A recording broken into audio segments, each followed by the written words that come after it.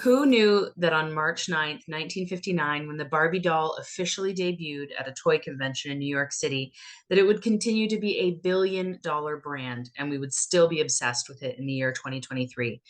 Created by Ruth Handler and named after her kids, Barbara and Kenneth, Barbie has seen many controversies, lawsuits, and opinions, and yet Barbie is still a staple in many homes around the world to this day. So much so that now we have this Greta Gerwig and Noah Baumbach phenomenon that is getting everyone excited all over again. The Barbie movie is hilarious and nostalgic, but it's incredibly existential. It dives deep into what it means to be a woman, a mother, a daughter, and a professional, but it also touches on the male stereotype. Will we be able to unpack all of these themes and messages in the film? Let's see how we do. I'm joined by some epic Kens and Barbies here. We have Steve Norton, Chris Utley, and Jolie Featherstone. Jolie, what did you think about the Barbie movie? Well, thank you, first of all, for that wonderful intro, Jules. I think it comes as a surprise to no one that I truly, truly enjoyed the Barbie movie. I went into it having very high expectations, and I'm happy to say that the film met all of those expectations. I really, really enjoyed it. Steve, what about you? Well, as a massive Barbie fan, I Is have that no problem. sarcasm? A little bit. Okay. Although when I was a kid, I was that guy that would play with. I played with my friends' Barbies, and that was our thing, and that was fine. But I had no expectations going in whatsoever. It's so much fun, and I didn't expect it. Now I heard it was good, so it's not like I went in there thinking it wasn't, thinking it was going to be garbage or anything, but not at all. But I very much trust Greta Gerwig as well. But it's funny and it's smart and it's everything that I hoped it would be. And I dread the fact that they're turning it into a franchise, but I do I was thrilled with it. So Was it ever not a franchise? Are you well, talking about the Barbie brand in general, or? the I mean it's a I didn't I will say this, I didn't realize how tapped in the Barbie brand really was. Like I knew it was still a thing, Hmm. but I mean I just didn't realize that she was big, still big. I had no idea. Yeah, she is uh, still big, and that's the thing, as the world progresses, so does Barbie. Truly, the way that it was in the movie, it was, the real world and Barbie integrating in the real world, and that's how it is here. If you go to Ripley's Aquarium, there's a scuba diving Barbie in the gift shop. She's everywhere. Chris, what did you think about it? I thought it was brilliant. Absolutely, absolutely brilliant. Barbie Land in the real world and everything that happened and transpired after that moment. I thought that again, I just can't stop saying brilliant because it was, but and we'll get to this in the progression of this call. It was the absolute kick in the pants that toxic masculinity needs in the world right now. And I'll expand on that later. Okay, yeah. Toxic masculinity is certainly a big topic in this film and the patriarchy and whatnot. But I really want to start off by chatting about the diversity in this film. The Barbie brand in real life didn't really start diversifying until about 20 years after they began. But the Barbies and Kens in this film were so diverse. There were multiple races represented. There were also non-stereotypical Barbies, different shapes and sizes. There was even a trans actress playing a Barbie. So, it was really quite groundbreaking. The first plus size Barbie didn't even come out until 2016 in real life. So, which is pretty late in my opinion. But I just wanted to get your opinions on the diversity that was represented in this film. I was impressed by it. I think you could tell that there was an actual effort made um, to depict. I didn't realize it was 2016. I thought it was about 10 years earlier than that. But I know that um, the Barbie brand has tried to diversify not only skin color but also physical shape much more. And I think they finally have one who's in a wheelchair to get it Yes. as well. Yeah. I mean, I could sense it, and I thought that it was a wise move. Not unlike the Little Mermaid. You know, you could sense the effort that was put into that. I don't know what others think. What did you think about it, Jolie? I was really happy to see it. It was refreshing, and it was also uplifting, I think, to be able to see Barbies and Kens of different cultures, of different body types, of different abilities being represented. It was really exciting to finally see that on screen.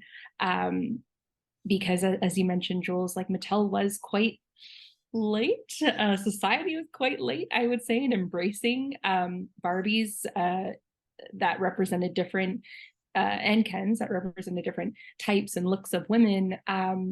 Because up until like recently, I think there was this mentality of like, oh, Barbie needs to be you know, very specific look, and it's sort of very much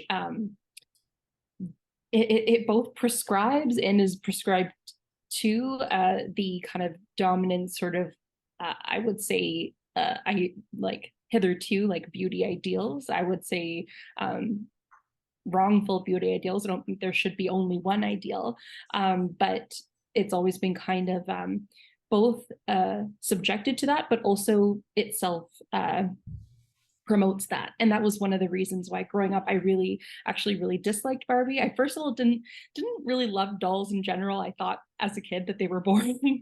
And Barbie, on top of being a doll, which I already thought was boring, had really promoted this very narrow view of femininity. So I really disliked Barbie as a kid, and really didn't enjoy that whole franchise. But my sister absolutely loved Barbie, so I was really excited to see this film with her. And we both, I think, had a really uplifting moment going to the film and seeing diversity in Barbies and Kens, and also diversity in thought as well.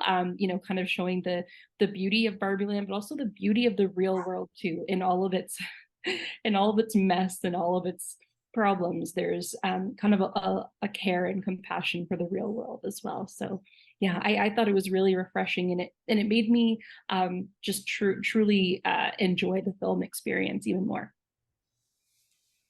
Absolutely. Yeah, I really loved how the film put such an importance on emotion and emotional intelligence. And it was okay. You know, the Barbies and the Kens, everything was so good all the time. And that there was really just one emotion. And then when they started integrating with the real world, they started to cry and they started to feel really big feelings. And I think that's sort of kind of what happens with children, right? They feel these big feelings and they don't really understand them and they don't really know how to handle them, but it's okay. And they learn that, you know what, it's okay to cry and it feels really, really good. So yeah, incredibly just great with the diversity in thought as well. But Chris, did you want to speak on the diversity aspect as well? I mean, you pretty much nailed it. I agree with all thoughts. I like the multi representations of the Barbies and the Kens in Barbieland. Shout out to them for making Issa Rae the Supreme Court Justice Barbie. That was cool. So yeah. Amazing. So, Jolie, what you were talking about in terms of Barbie promoting these unfair beauty standards, I think that that was kind of, I mean, it's always been a really big topic in the world of Barbie, and I think that it came up again when the movie started to come about. You know, I was really really torn on if I should take my 9-year-old daughter to see it. And I was Googling it. And, you know, normally it's pretty easy to say yes or no to films. But, you know, she's getting to that age, so you never know. But with Barbie, there was a real kind of people were really torn on it. And I would look at sites, and then I would need to kind of look into what the site actually is and who they are and what they represent. And it was funny, a lot of really sort of more Christian sites, for example, were saying absolutely not, don't see it, don't take your daughters to see it. It's tough because I think that a lot of people took it at face value, and it is just so much deeper than that. And I did end up taking my daughter to it. I am very, very glad that I took my daughter to it, because there are so many incredible um, messages for women in that film. And then as a mother-daughter pair, I think it was really special to kind of experience that together. But I don't know. What do you all think about, if in general Barbie is a bad female representation? I can jump in on it because I guess The men are waiting. The men are sitting back. I have a lot of feelings about this topic. Hit me. So apologies. But yeah, no, it's a great question, Jules, and quite truthfully, this film really did shift my perspective on Barbie, Barbie as a doll and a toy, but also the idea of Barbie and the concept of Barbie, which I think was really interesting because as you mentioned, like the film is so layered. You can take it at face value and kind of see Margot Robbie's character as just kind of a brought to life doll, but it's really about the idea and the concept of Barbie and the world of Barbie, and the imagination that brought this character and this world to life. So I think, yeah, like growing up, I had a lot of negative kind of feelings around Barbie, and I felt like it really did truly promote a very narrow view of femininity, not only from, you know, a physical appearance standpoint, but also just from like an opportunity and a lifestyle standpoint. You know, it was very you know, whenever you think of Barbie commercials or the toys themselves, it all seems very sort of like heteronormative, like the Barbie dream house, and she lives there with Ken, and you have the white picket fence, and you know, maybe you have the Barbie convertible or the Barbie camper van. You know, it's really always felt that it only showed kind of one way to be a woman or one way to live a life, and that's just not something that I vibe with. And it kind of made me sad at times because I grew up with you know, obviously with a lot of other girls my age and younger than me, and when they were playing Barbie, I would even notice how they played and how like the lifestyles that they would build for their characters of Barbie as they were playing, it was so contained. Like it was very much this kind of Barbie Ken lifestyle.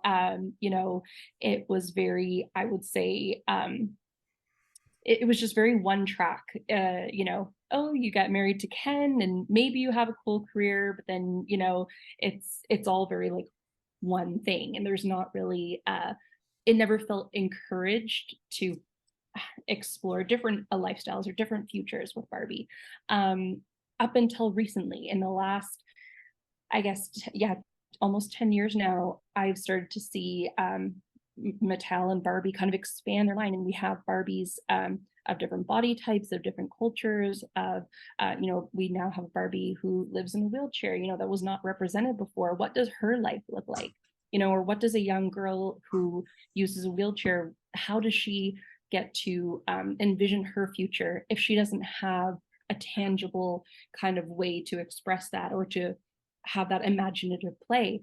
So I would say in the last 10 years, my perspective on Barbie has changed a little bit, and I am happy that they are looking or trying to introduce different Barbies and different representation for young girls and women.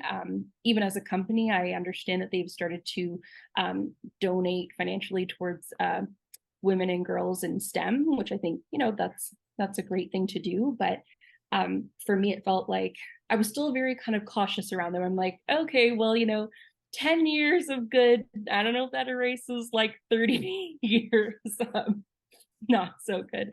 But then And I was joking with Steve because he said he missed the 10 minutes of the movie, and I said, honestly, the first 10 minutes for me shifted my whole perspective on Barbie. And Steve, have you seen the first 10 minutes yet? I don't want to give any. You I missed the haven't. first 10 minutes of the. You? Come on, man. You know better. How did that happen? Yeah, mute yourself, please. I missed the first 10 minutes because I saw it at the drive-in, and the lineup at the snack bar was really long. That's it. I give you so much credit though for supporting a local drive-in. I Definitely. saw it at the drive-in too, but I didn't miss a frame. No excuses. That's great. I love went that and you saw two Arbie. went That's to what I saw. I just saw Arbie. That's Wow. just missed the first part. But talking about the structure of the film, I thought it was so cool, the layers of it, because you have Barbieland and then the real world and then Mattel and the creator of Barbie, like the layers of it. It was almost like different portals to different worlds. It was wild. I thought it was, I'm very impressed at how they were able to tie it all together. It was very cool. I like that they didn't try to over-explain it. Like they Oh, said, yeah. well, how do we get there? That's right. It's sort of like, it doesn't matter. This isn't that type of movie. Just start rollerblading and it will appear. That's all you do. Exactly. It does. It forces your mind to play, and it forces us to, I think, take a bit of that suspension of disbelief that we would when we perhaps were kids and playing with Barbies or whatever toy it was that you love to play with. It did kind of force you to have that mentality, which I think was so good in service to the story. It helped us, I think, better kind of empathize with Barbie when she enters the real world, and she's sort of in awe of the beauty of it and the complexity of it, but also really saddened by some of the negativity that she sees and the hardness in that world, and kind of like the skepticism in that world. I loved that so much, and I think I give a lot of credit to Greta Gerwig. I will always shout her out. She was one of the reasons why I was very excited for Barbie. And a friend of mine made a good point that she adapted Little Women into a film, which is an iconic piece of cultural history for a lot of North American women. And now she's done that with Barbie. And in both cases, she kind of took it and gave more ownership and gave more of a platform to the original creators' ideas. With Little Women, she kind of changed the ending to better fit what Louisa May Alcott actually wanted to write, but wasn't permitted to at the time. And same with Barbie. I think she gave a bit of a voice to Ruth Handler to give to highlight her reasons for creating Barbie and wanting to base it off her daughter and give her daughter and other young girls of that generation an opportunity to have a toy where they could imagine and play and kind of like think of futures for themselves as grown women. So yeah, I give a big shout out to her for bringing a really unique spin on it. Yeah, I mean, I played with Barbies as a kid. I don't think I was like particularly damaged by playing with Barbies in any way. Did I have self-esteem issues as a kid? Yeah, of course I did. Do I think it was caused by Barbie? No. But I guess I don't think I thought that deeply about my toys when I was younger. I just kind of like I liked it. I played with it. It is what it is. But yeah, absolutely. It was very much, I think when I was playing with Barbies, it was very much the stereotypical like, let's get a house, let's have a husband, let's play house, you know what I mean? Play family, this and that, which is fine. I mean, that's still present to this day in a lot of people, a lot of children's play, because it's, it's the future. That's what they're seeing at home typically, right? So anyway, putting that aside, I'm very interested to see the guys' opinions on Barbie as a doll, a woman, a female representation, and if you think that it was bad or not. Chris, do you want to go first? Or do you want me to go? The thought honestly never crossed my mind, if I'm just being blunt and honest with you, because I was raised as your typical American boy. Barbie's over there with the girls. I had my Steve Austin $6 million man action figure So if you want to go into a conversation, look at that. For girls, they're called dolls. For men, they're called action figures. But we never got Ken. But Ken was never advertised to us bros as an action figure, because that whole Barbie world was decidedly feminine, and we didn't touch it, we didn't breach it, we didn't say nothing. We just kind of let the girls do their thing, and we did our thing with our GI Joes and kung fu grips and all that kind of thing. So, just being honest with you, just never thought about it. And I will confess observationally that in the circles that I've been in, upcoming as the movie was getting closer to release, I'm a moderator of a Facebook group that's dedicated to movie theaters, and we pretty much track what's coming out at the movies and what's showing at all the big flashy screen formats and blah blah blah blah blah. And the men in my group were very, very, very dismissive about the notion of a Barbie movie anyway, because they're like, nobody gives a care.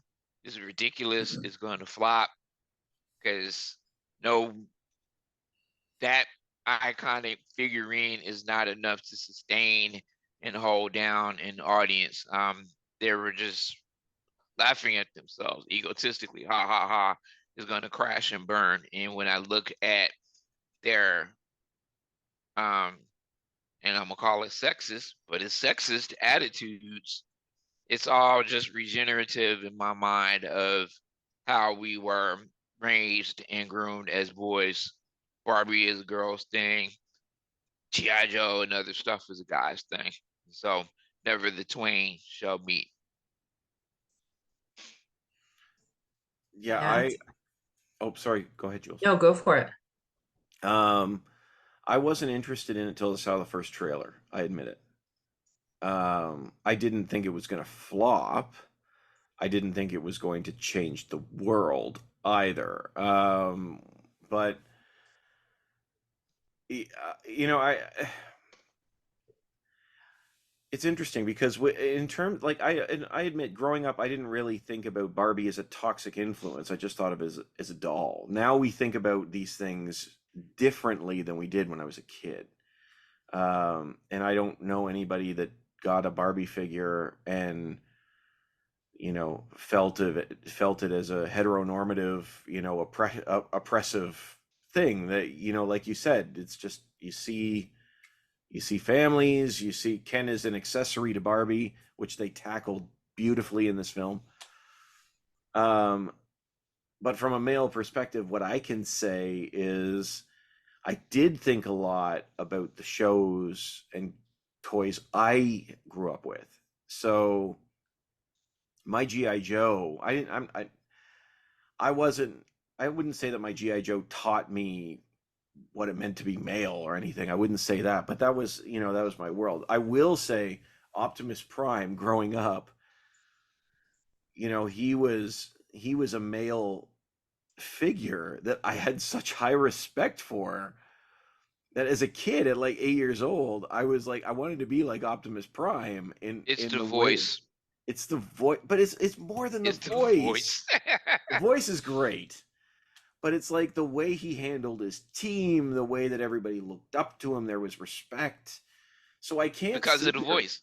because of voice. It's a great voice. I'm not gonna lie, but I can't say that these things don't have an effect. Is what I'm saying, because I know for the things I had, it did.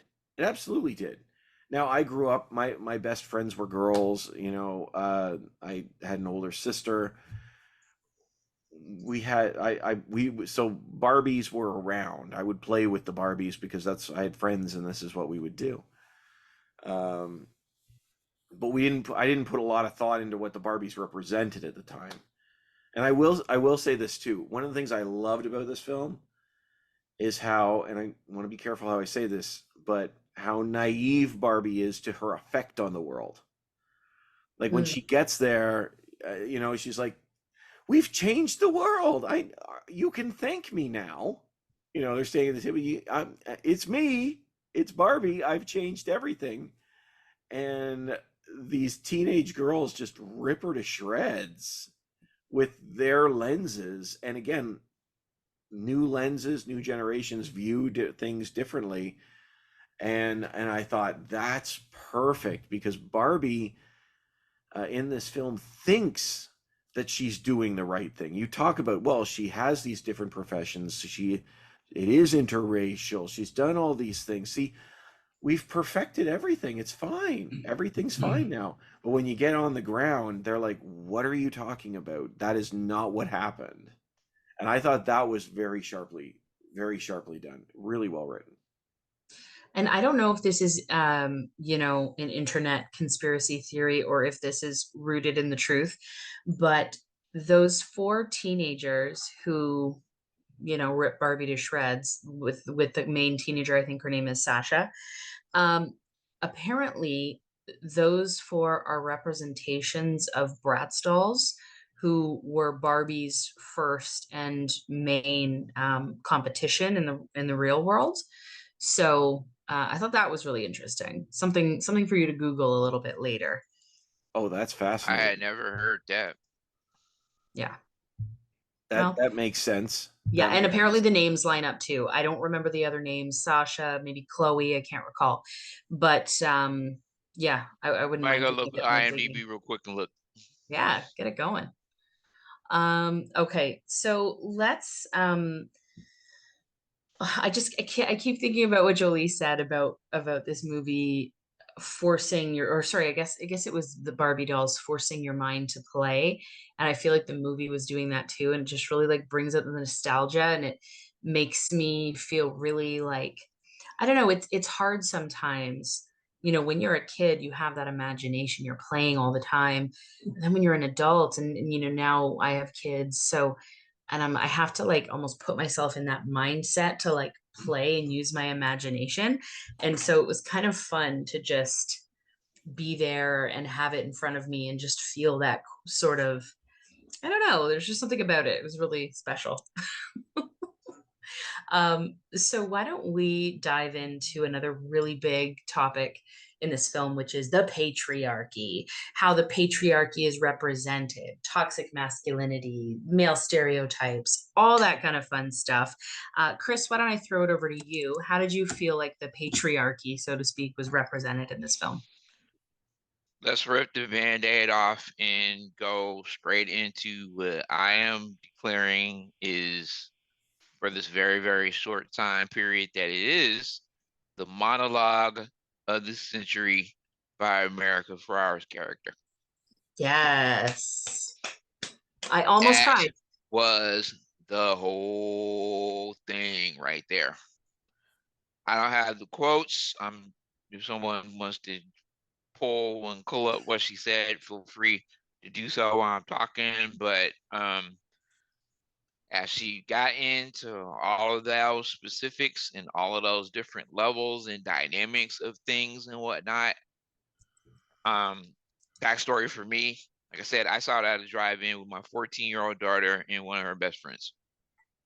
And so as Ferrara's character is just going through all of the things and sharing and speaking her truth and speaking all of the truth coming from the sisterhood, I could hear these 14-year-old girls just clap, clap, clap, clap, clap as they were sitting behind me, as the whole thing was going. And I just sat there like, wow, like this right here is the biggest dude burn in history. There's nobody who could defend a single word that was shared and not a single word that was uttered in that whole entire sentiment. Did you pull it up, Julie? I have it. You want me to Go read ahead it? and yes, please. It is literally impossible to be a woman. You are so beautiful and so smart, and it kills me that you don't think that you're good enough. Like we have to always be extraordinary, but somehow we always do. We're always doing it wrong. You have to be thin, but not too thin, and you can never say you want to be thin. You have to say you want to be healthy, but also you have to be thin.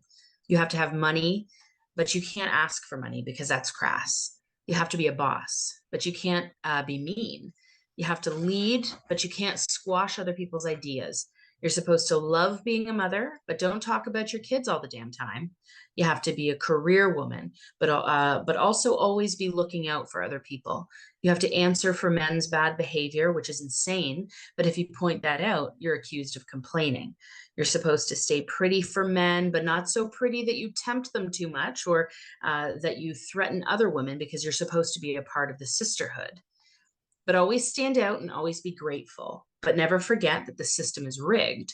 So find a way to acknowledge that, but also be grateful. You have to never get old, never be rude, never show off, never be selfish, never fall down, never fail, never show fear, never get out of line. It's too hard. It's too contradictory, and nobody gives you a medal or says thank you. And it turns out, in fact, that not only are you doing everything wrong, but also everything is your fault.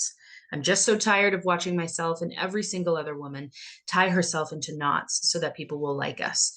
And if all of that is also true for a doll just representing women, then I don't even know. See, there's not much you can say about it.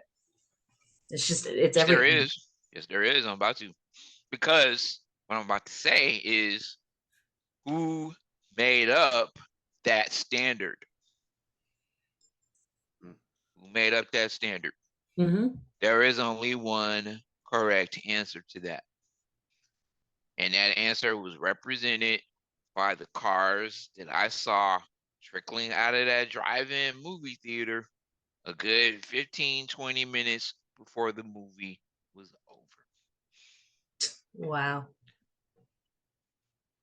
Wow. And I told my daughter and her friends, like, watch how many cars start leaving, because say when you see them, those are the dudes that monologue was about. And it's not really in. Let me frame this right.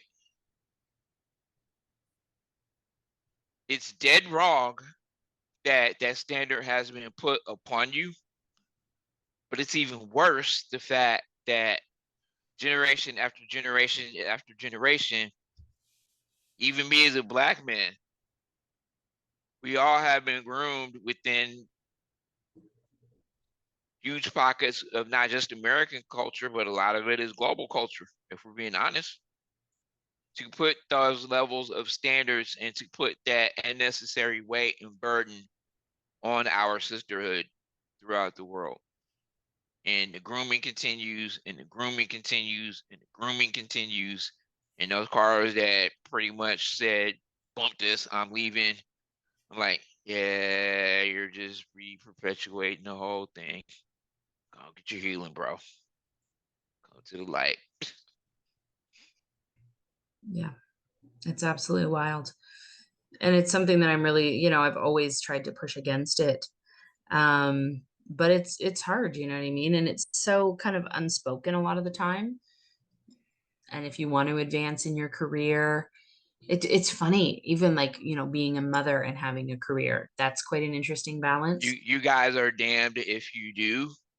You guys are damned if you don't. Mm-hmm. You guys are damned, period, no matter what you do. Yeah. You're just damned in this society of patriarchal rule that many keep telling us is God's design and God's order. There's a whole nother can of worms. Yeah, that was one thing that I was quite surprised with in, previous churches that I've been a part of. Just hearing about some of the sexism happening behind the scenes that you would never even imagine. For why? You know what I mean? Women aren't meant for that role. Well, that's hilarious You're not allowed to in a preach. yeah. You can't wear your clothes the way that you want to wear them. Not too tight, but not too loose. And I won't even go through and speak your list for you because it's your truth, and I don't even think it's proper for me to even do it. But all the things, all the things, all the things was just wrapped up into that. And that was Greta Gerwig and Noah Baumbach. They wrote the script. That was their words, speaking to how, again, generation after generation, that has been perpetuated upon society. And having done my own work personally to recognize and to walk away from that, I affirm it 100%. No cap, no shade. Email Screenfish if you want to, bro. I really don't care. No, don't do that. It's the truth. Dang, Steve.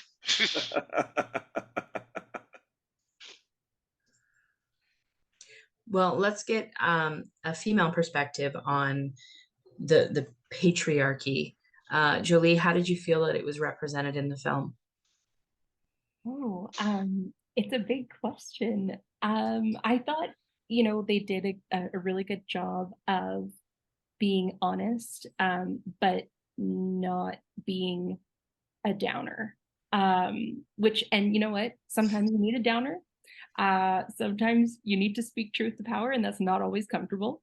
And I definitely think, like those people that left the movie you mentioned, Chris, early, they were probably not able to sit in that discomfort of seeing something getting, brought to light in a way that, or a topic that doesn't normally get brought to light in such a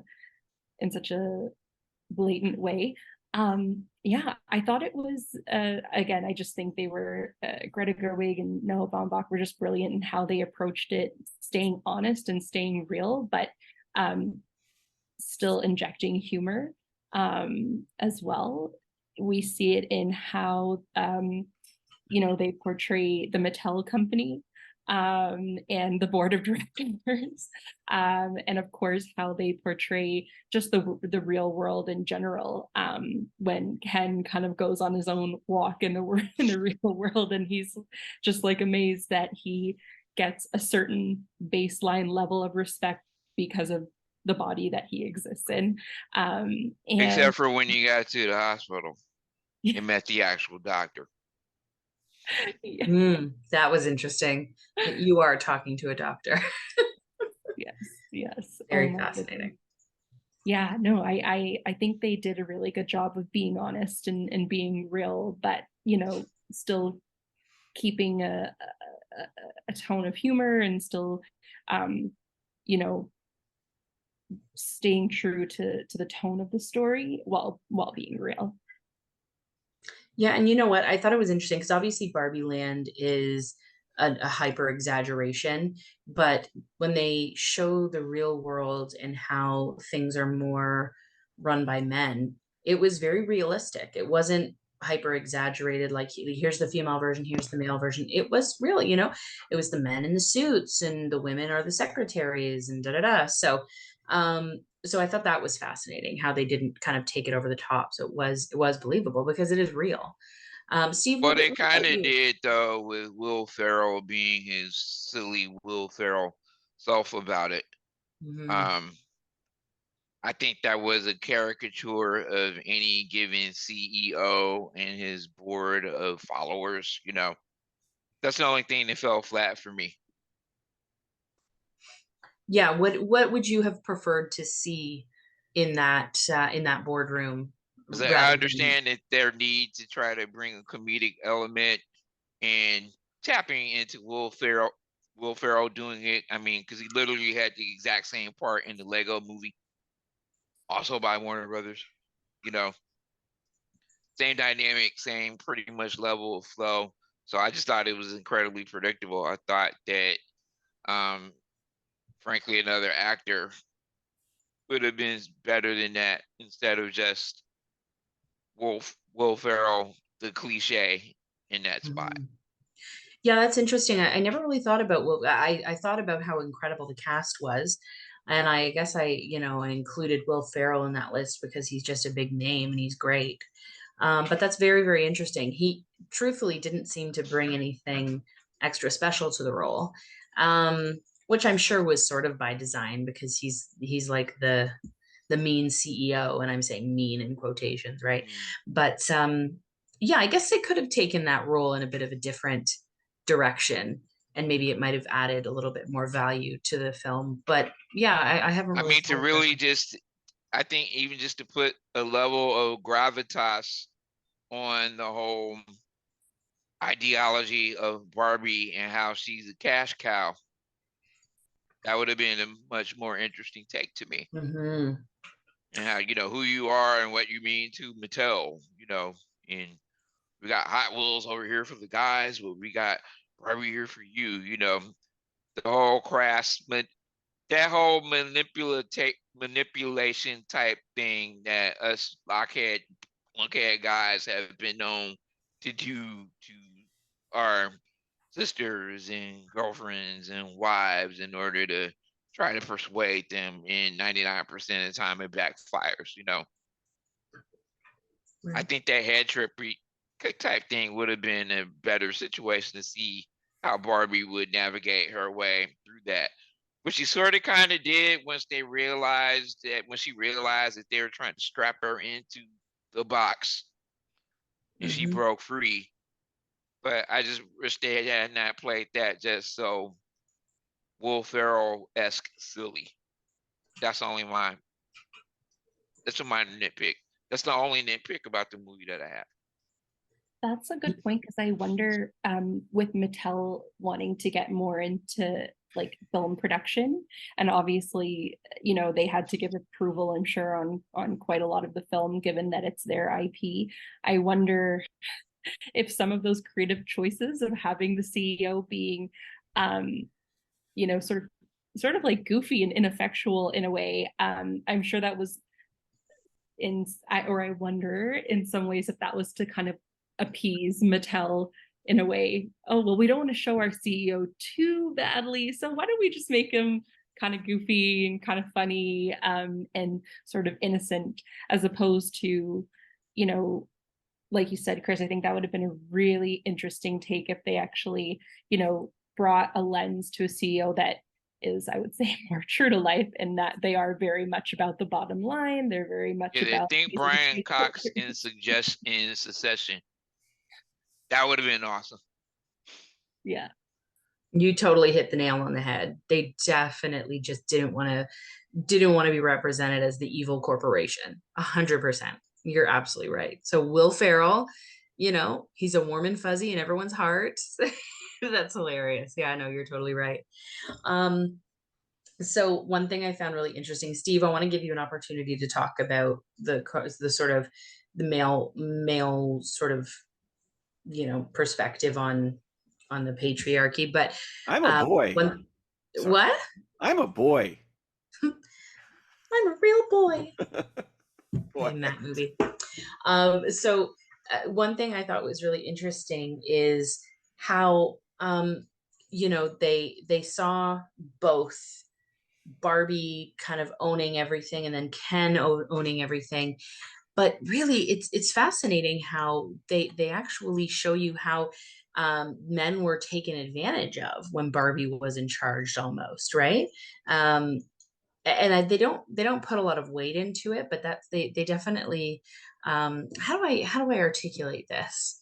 Men were just the sidekick, the plaything. They didn't really hold any purpose or value in Barbieland. Do you But know you what I kind mean? of said there They're earlier in the accessories. conversation. Yeah, what Steve just said, the accessories. The accessory, yeah. But then when Ken treats Barbie that way, it is obviously a catastrophic mistake. So although I'm, a feminist and I significantly appreciate this film, I thought it was interesting how it was the role was reversed a little bit. And I think actually that was smart, because when you see the roles reversed, then I think that the men who drive out of the movie theater, or the drive-in movie theater, they kind of need to see that, right? They need to see what it would look like from their shoes or their perspective. But it So looks like, but the thing about it, Julie, sorry to cut you off, Steve. yeah, That's the thing that's burning in me so heavily. It looks like the real world.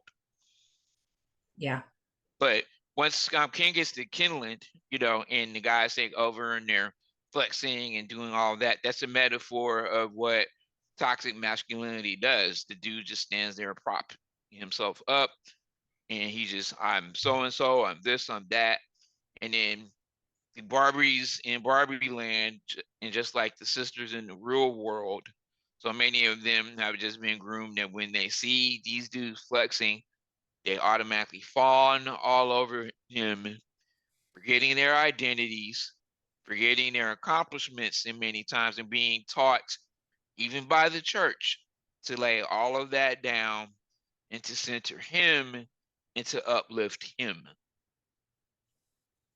And I think the reason why those dudes walked out and drove out is because number one, they got exposed. And number two, here's the real question. Why are they taught that they are supposed to be uplifted? Why are they taught that women are just supposed to fawn and just give themselves away in order to center and uplift him? Why is that? Why is that? Wow, it's so powerful, Chris. I really, really appreciate your perspective. Steve, I have two questions for you.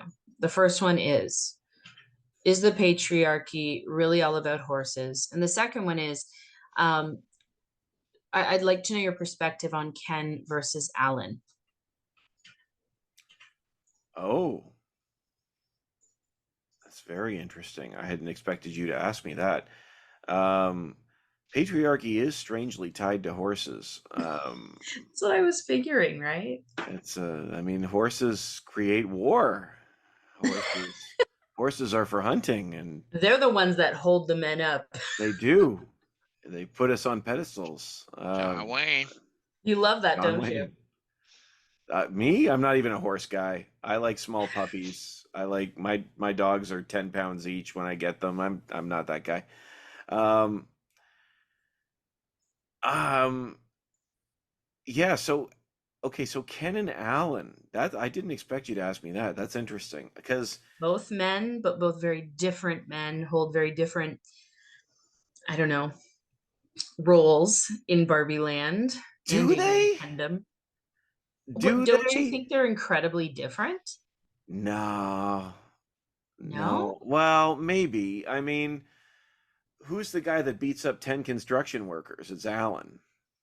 So he's got it in him. He was He's bred got it that in him. way. He was bred a Ken for sure. But it's so funny because Kens aren't bred like that either. This is Kens were bred to be quiet. Kens were bred to know their place. And it's only after he sniffs the real world that Ken, Beach Ken, is all of a sudden like and comes alive with machismo. The Mojo Dojo Casa House is maybe the greatest thing in any film in history. No, I'm kidding. Or at least the best name for it. 100%. But I mean, it's kind of, I feel bad, almost bad saying this, but Gosling is like my favorite thing about this movie because he commits so much. But I like what, Jolie, what you said earlier. You said that they're honest without going dark. And the saddest part of this film for me is when they show up in the real world and Barbie immediately experiences fear. And Ken immediately inflates like a balloon. And he's like, actually, this place feels great. I feel like I'm getting respect just by walking around. And I laughed sadly. Because that is absolutely true. It doesn't go dark. It is totally honest. How does that compare with Alan? I mean, Alan is certainly in the middle, but he's more willing to listen to the women for sure, and I appreciated that. But he does beat up 10 construction workers to protect the Barbies. Like there is that aspect of him, and I'm like, okay, so is he that different? I mean, I guess he is. He's on the outside almost the entire film. But unlike the Kens, it doesn't really affect him in the same way. Um, But what makes me happiest is what you said, Julie, because I was waiting for somebody to say, like, I've heard that people say this is an anti-man film, an anti-patriarchy film, but it's not solely an anti-patriarchy film. I don't understand how people draw that conclusion, because when the Barbies take over Barbieland, it reestablishes the previous balance of power. But that's not what fixes Barbieland. It's when they're all elevated. It's when he wears the I am Kenough sweater in Barbieland. And no, it doesn't fix the real world at all, but at least in Barbieland there's an equity that comes out. And then Barbie, I mean, it still ends up being sort of top heavy Barbieland, but Barbie is like sick of both places at the end. She doesn't know what to do with herself. She's like, I don't fit here. This doesn't make sense to me. And I don't fit here. This doesn't make sense to me. And so I'm watching it and I'm like, I don't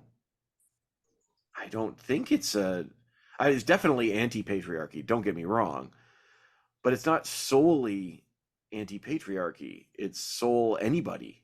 Like, it's elevate the individual, and it's anti one group in power at all. I think that's how I felt.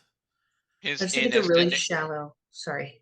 I was just saying that's the takeaway of the final Barbieland monologue that she gives to Ken, because that's the other thing that guys in the patriarchy do.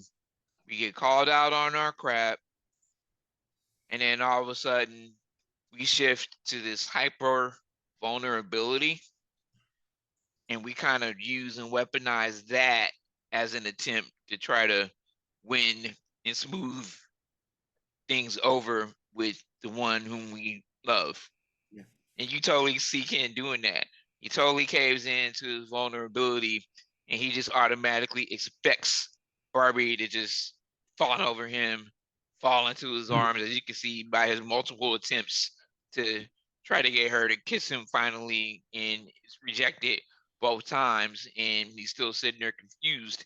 And she gives him the great word of encouragement as she stands up for herself at the end of the day. Yet it's just Barbie. It's Barbie. And he kind of goes into his, what about me? He was like, that's the thing. It's Barbie and it's Ken. And it's all right. It's Ken. And he's like, you know what? You're right. It's Ken. And that's the thing that brings the balance. And the takeaway that I got watching it as a guy is, so much that we've been groomed. And one of those grooming parts is that we're kind of not nothing unless we have the pretty girl standing by our side to love on and lavish and yada, yada, yada. But at the end of the day, if we don't have that ideal, all is not lost. We can stand alone and build our own world and have our own discoveries, free from the toxicity and free from all of the other junk, and just be great within ourselves and to rest in the resting and the lodging of our own hearts, with or without Barbie. That's the way I see it. No, that's amazing. I loved that so much. It's not, it's Barbie and Ken. It's Barbie and it's Ken. Yes. Oh, that was so good. So good. It's so simple. But it's like, it's okay. You can be. You are. Period. Period. That's it. And it's not tied to me. Yep. Absolutely. I can't be your be all end all. And so many dudes have heard that in breakup sessions in real life. which is reason number 999 why those cars left. Yeah. Yeah. But what I was going to say earlier is it's definitely a shallow view to just say, oh, the movie is just down with men and I want nothing to do with it. Oh my gosh, it's just so much deeper than that. And there's so much more to it. Obviously, that's, not down with men, but anti-patriarchy and feminism and whatnot is the basis of it. Oh, there's just always so much more, and that's amazing. I I want to kind of go back to when we were talking about the Mattel building and how they portrayed um, the founder of Mattel. I'm going to get her name again. I'm so sorry. I said at the beginning, but I forgot. Ruth Handler, and how Ruth Handler was just sort of in a random room in the Mattel building. Um, and then somebody mentioned at the end that, oh, her ghost hangs out here. Um, I thought that was really, really interesting. How did you guys feel about Ruth's involvement in the film?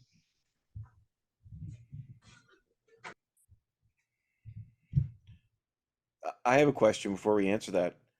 Was Ruth Handler, first of all, is she still alive? And second of all, was she the woman on the bench? Woman on the bench was another person. Yeah. Okay. Ruth is not still alive in real life. Oh, okay. I wondered that because I didn't know whether or not she was alive. And obviously Rhea Perlman is playing her in this, but I thought, oh, are they who are they sneaking into a cameo here? Why is that woman on the bench important? It was the costume designer of the film. Really? Yeah. Okay. Okay. But I'm wondering if because Margot Robbie is stereotypical Barbie, she's like the stereotypical thin, tall, blonde, young, and then she's looking into the face of an aged woman, just a normal woman waiting for the bus or whatever it was. So I'm wondering if perhaps it was like I don't know, some sort of moment that came to her. That came to Margot Robbie? Yeah, that came to Barbie. She's in the real world and she's kind of confused and feeling some type of way. And then she sees this really nice looking woman and she doesn't look like her. I don't know. I thought it was kind of a And special she moment. affirms her beauty, right? Yeah. I think that line was "You're beautiful." I may be getting it wrong. I'm trying to remember what that line was. I've seen too many sci-fi movies. What I half expected to happen was Oh that it was no, going to don't. turn out that it was Margot Robbie. So like after, so at the end of the movie there was like some time loop, and Oh my gosh, because she does end up going to the real world at the end and becoming human. So she's gonna age. Stop it right now. I'm blowing your mind You gotta you gotta throw a trademark on that idea. for the sequel. For the sequel, it's all connected. It's all connected. From patriarchy to time travel. It makes so much sense to me.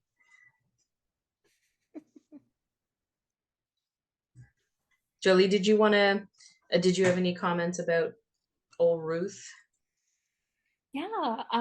I just love that they included her vision for Barbie in the film.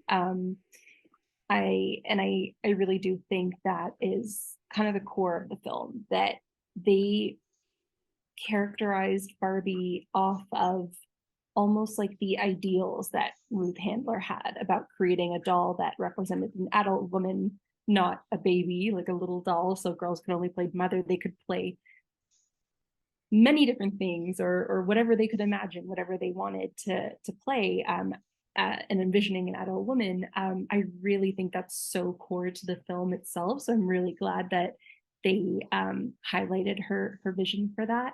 I thought it was very sweet. Like I liked that kind of whimsical interactions we have with Ruth Handler. Or I love that line, like, oh, her ghost holds an office on the 17th floor. Like, it's so whimsical, and again, very playful, very imaginative. But I think that bringing that ideal, that very like innocent and raw ideal of what Barbie was or could be, was so core to the film. And the characterization of Barbie, the character, I give Greta Gerwig and Noah Baumbach a lot of credit, and I also give Margot Robbie a lot of credit for how she portrayed stereotypical Barbie. I feel like that role could have been approached in different ways if it were in the hands of others, and yet they portrayed her in this very very like gentle, very sensitive, kind of almost like innocent and wide-eyed way when she comes to the real world. And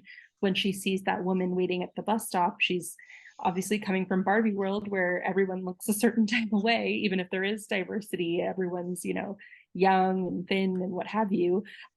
She sees an older woman who's so beautiful, and she's like in awe of this beauty, and she says, "Oh, you are so beautiful," and the woman says, "I know it," and laughs. And I just think it's one of my favorite moments in the film. It's so pure and so lighthearted, but so beautiful that you know, Barbie, coming from her world, has maybe never seen someone that looked like that before, and she had never been taught, as we are in the real world, to fear aging or to see it as lesser than, or to idolize youth and whatnot, which is a very North American kind of cultural thing. But she hadn't been taught those things yet. So when she saw this woman, she could just genuinely and truthfully see her beauty. And I really loved that moment between them. That's amazing. So as an aside, that's kind of all I had in terms of like questions and talking points. Was there anything else you guys wanted to talk about?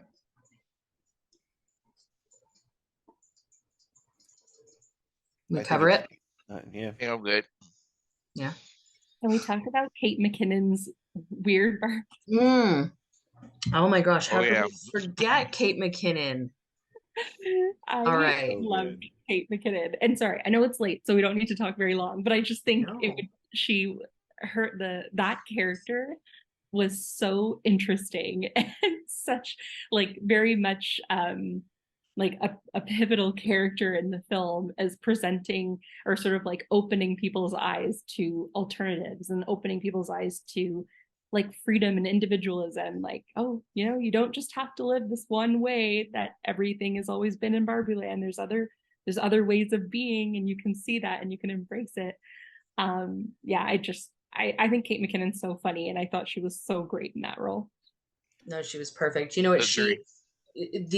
I don't know. I don't think it was embraced right off the bat. It was like she was the weird lady up on the hill. She was kind of like the Edward Scissorhands, you know what I mean? But there was certainly a wisdom to her character, and that everybody was kind of going to her for. And it obviously helped sort of save Barbieland at the end of the day. But it was a fascinating character, very fun. Love like the splits and the flips. So fun. Yeah, you know, just to play off what you said, Jules, um, the ones who are pushed to the fringes are the ones with the greatest perspective in both sides, because she is supposed to be one of them, but she doesn't look like them. She's broken. Push her aside. The Kens pushed aside because they don't matter. In the real world, they show you the opposite. Pushed aside, pushed aside. We're in power. Men in power. Push aside the women. But once the people who are pushed on the fringes are the ones that have the perspective and see where the problems are, because they're victims of it. And there's an underlying conversation about perfectionism as well with the Barbie world. It's everything is the same, everything is great every day. You know, Barbie goes through the same routine. It's this, it's that, and then all of a sudden, you know, her waffle is burnt, the water is cold, all that kind of stuff. So that was kind of a fascinating aspect as well. And how you know, when things start to get a little wonky or emotions start to get involved, some of the perfectionism. Is it my life? Emotions are getting involved, perfectionism out the window. I don't know. Anyway, I'm just kidding. We're so relatable. Right. I am Kate McKinnon. Where's a marker? I'm gonna start drawing on my face. I'm just kidding. You have to be able to put one leg straight up in the air while I'm gonna need a few months to work on that one, but I'll try. For the sequel, be ready when the sequel comes. Okay. As long as I can be one of the time travelers, it's got to be in my contract. Oh my gosh. Everyone, I am loving this conversation, but I want to do a screen it or skip it. Do we still do that? Yeah, we still do it. Rock on.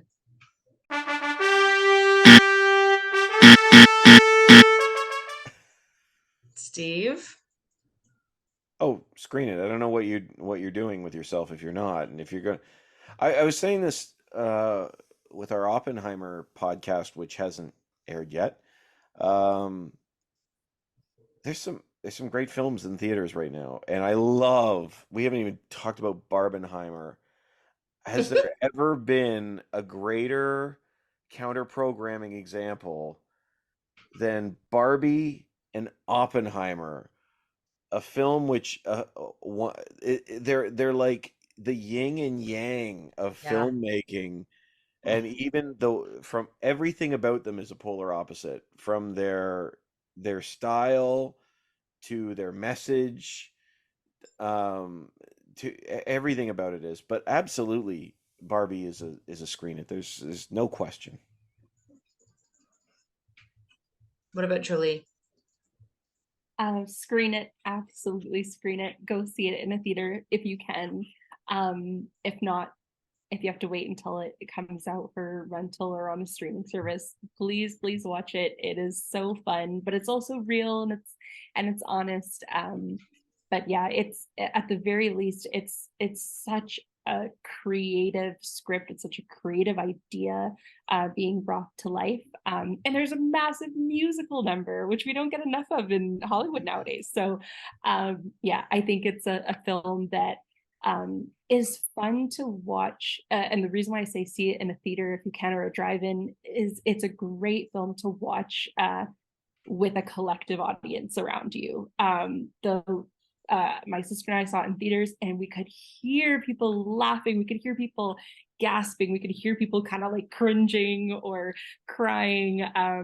Everyone left the theater, everyone was chatting, like people we didn't even know, we were all chatting after as we're walking out. Like that's the beauty of the cinematic or like the theatrical experience. So if you can get to see it in a theater or drive-in, I would definitely encourage you to do so. But regardless, definitely watch it, screen it. And yeah, for some folks out there, there might be some things that feel a little uncomfortable to watch in terms of, you know, how honest it is about gender or, you know, cultural and social and political climates, you know. But I think it's important sometimes to kind of sit with that discomfort and maybe question why it's uncomfortable, what makes it uncomfortable. But ultimately, it's a really fun time at the movies. Nice. What about you, Chris? Screen it, especially guys, and leave your fragile egos at the door because they're going to get burned if you bring them in the theater with you. What do we have left, Chris?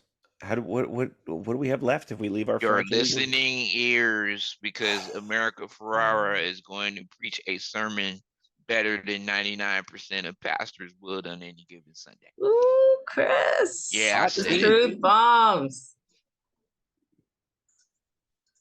Which brings us back to Oppenheimer. Honestly, it is so fitting that it's Barbie and Oppenheimer like battling at the box office. Oh my gosh. Like, did they do this on purpose, or is this just a sick joke that the universe is playing on? It's hilarious. When the strike is over, you're probably going to see derivatives of it, which is going to end up becoming the very best thing for movie theaters to stay in business.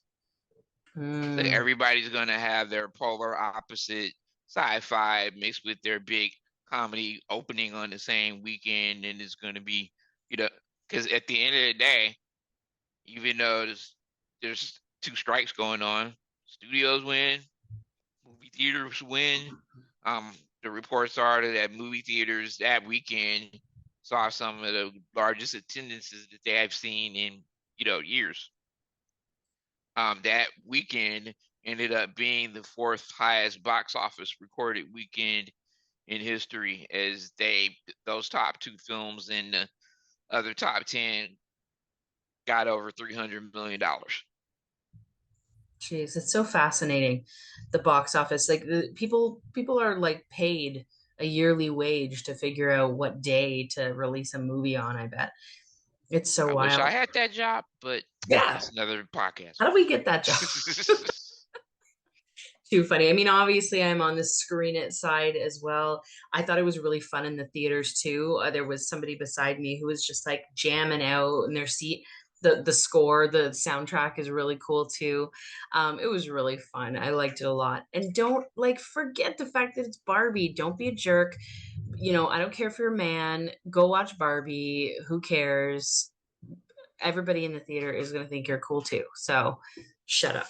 I just heard Julie say, "I don't care if you're a man." That's all I heard. That's it. The line is drawn.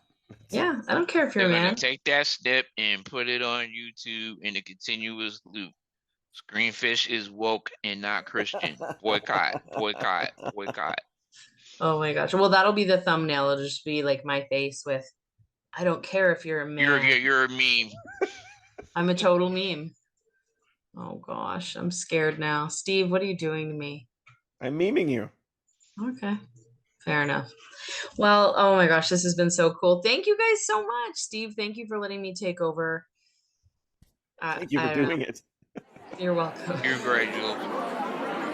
Thank you.